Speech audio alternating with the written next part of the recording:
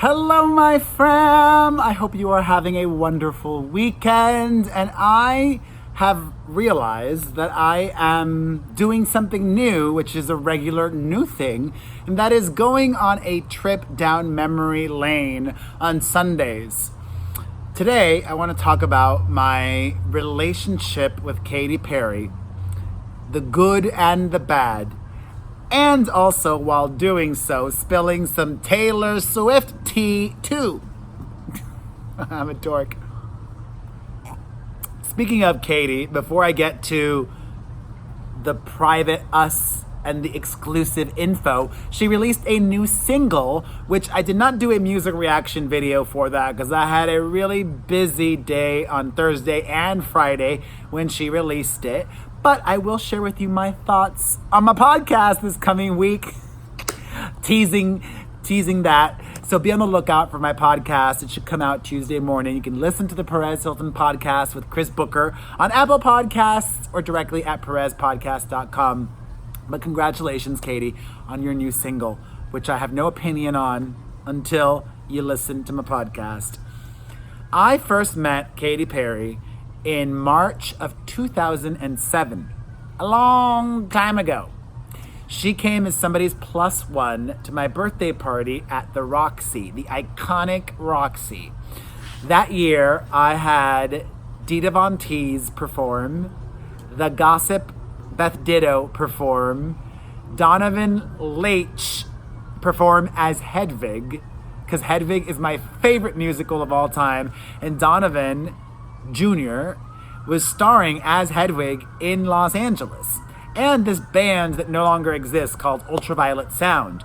Little known tidbit, Sarah Hudson, who was the lead singer of Ultraviolet Sound, is the cousin of Kate Hudson, and now is one of Katy Perry's best friends and frequent co-writers.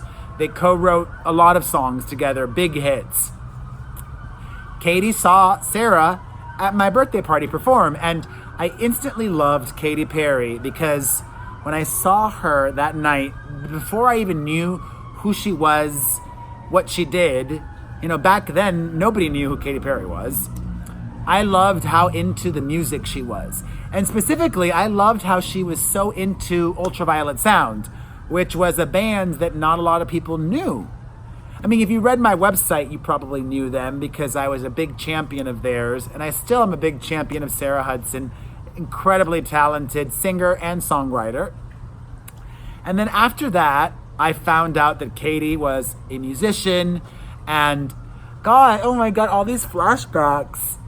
It was all around the same time too, like Amy Winehouse, Katy Perry came to visit me in March or early April of 2007 at the Coffee Bean and Tea Leaf on Sunset in Fairfax and brought me a CD of music to listen to that was unreleased that she had been working on.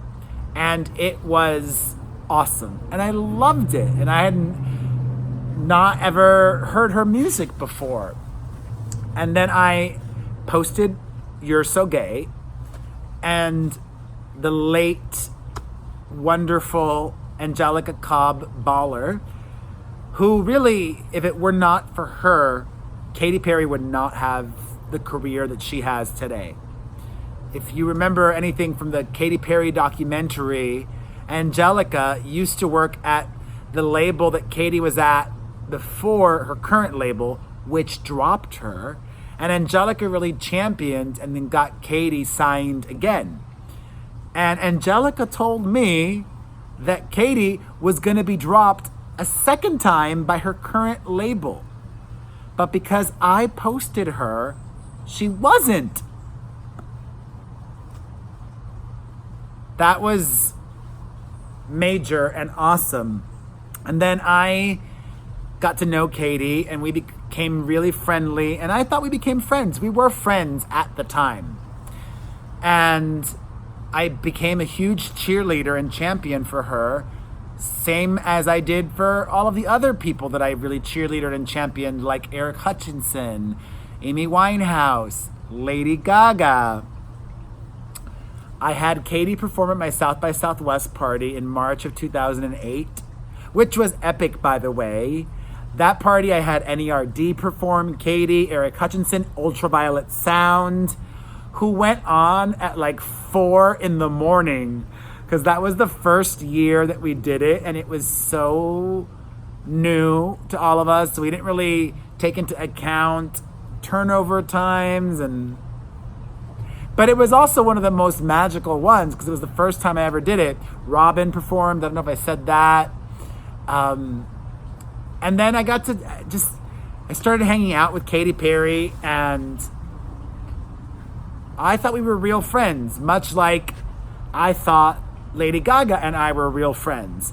And then something awesome and beautiful happened. Katy Perry became Katy Perry. And this was after her first album. First album did really well. It had some really big hits on it. I Kissed a Girl, Hot and Cold, monster singles.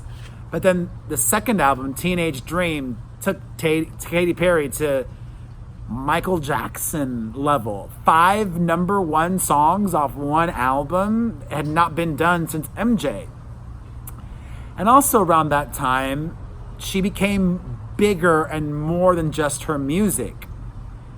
Because I'm trying to think of an equivalent.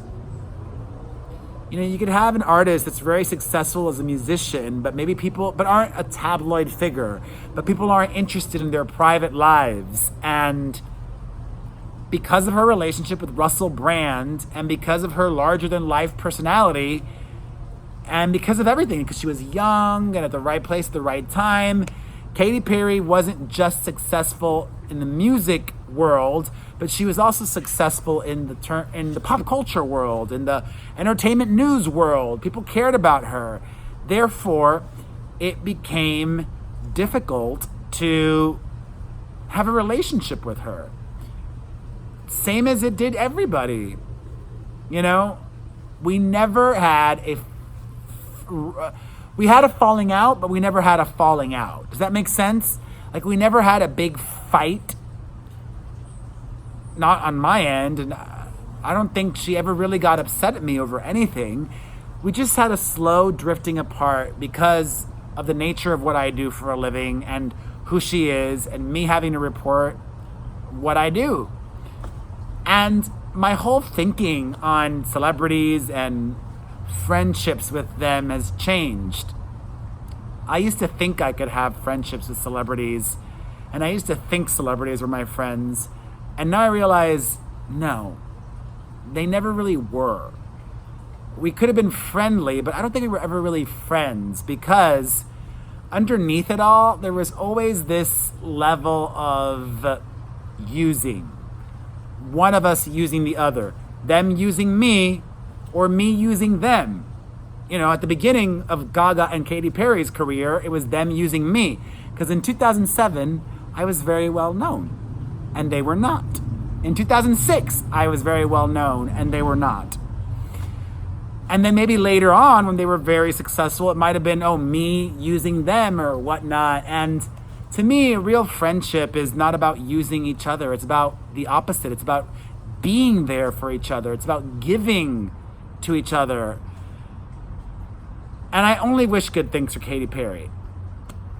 Even if I may have a strong opinion of, she's really old, it's challenging for her now because radio and pop culture is very youth-centric and this and that and the other, or even if I don't like this song or whatever, I like Katy Perry as a person.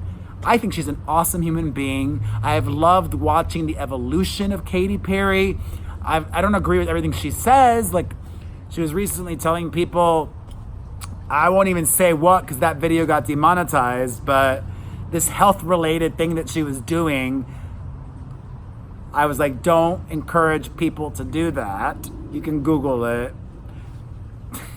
But I love that she's, to this day, still got her main group, her core group of friends is still the same group of friends that she had before she got famous or right around the time she got famous. And something that I did not talk about on my podcast this week, I didn't make a video specifically about Taylor Swift and my drama with all of these Taylor Swift fans that has been ongoing this week. But I talked about it on the podcast. But something that I did not talk about on the podcast was Taylor Swift was never my friend. I always loved her as a fan, and I still love her. But we're not friends. I've not betrayed Taylor Swift in any way by revealing personal information, revealing secret information about her upcoming album. I was doing my job. And it reminds me also of something I did, which to this day, RuPaul probably dislikes me for, Michelle Visage, the people at World of Wonder. I spoiled the winner of Drag Race many seasons ago. And I would do it again. If I am given scoop, exclusive info that I know and believe to be true, I will run it. That's why now I don't even care about celebrity friends. I don't care. I don't try. I don't want to. And also, the more I think about it, the more, I don't want to seem like I'm a cynic, but when I was growing up, my mother, Mama Perez, whom we know and love, would always tell me this one thing. You can't trust friends. I have one friend that I could really count on and depend on and I could trust, and he's like a brother to me, but just one person. And the older I get, the more I realize that what she was saying is really true. It's all about family. Friends will come and friends will go. You will lose friends, you will make new friends, or you may not. But family is it. Family is everything. Family is forever, especially if you think of it that way. And that's how I live my life. And my one friend, maybe two, they also understand I've got 3 kids now. I'm not going to be going out at all or as often as I used to. And they're okay and understanding of not seeing me as often.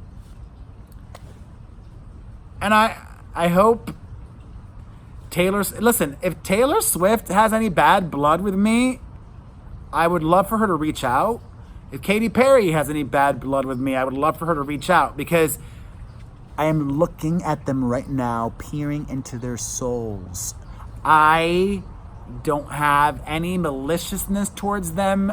I only think positively of both of them and their talent and them as people. What else?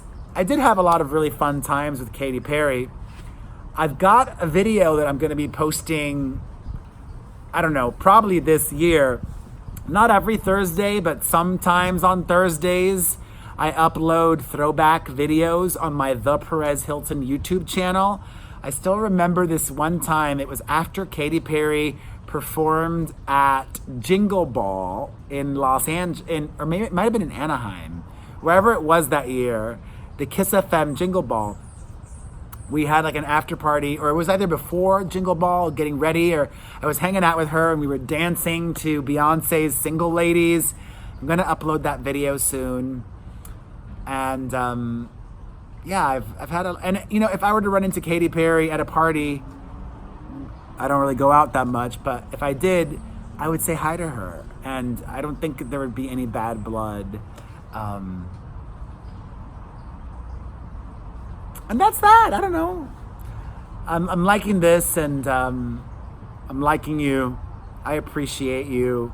Tomorrow, back to our regularly scheduled programming and a daily recap. Thank you for watching. Cheers to you. I am Perez Hilton. If this is your first video of mine that you've seen, hit subscribe. I make all kinds of different content. Turn on your notifications so you can live chat with me. Get a personalized video greeting from me. Yes, I do that at cameo.com/Perez Hilton. Sign up for my newsletter at pereznewsletter.com. Of course, listen to Perez Hilton. Read perezhilton.com daily, and just teenage dream. I was trying to think of the melody or whatever. I love you. Bye. Mwah.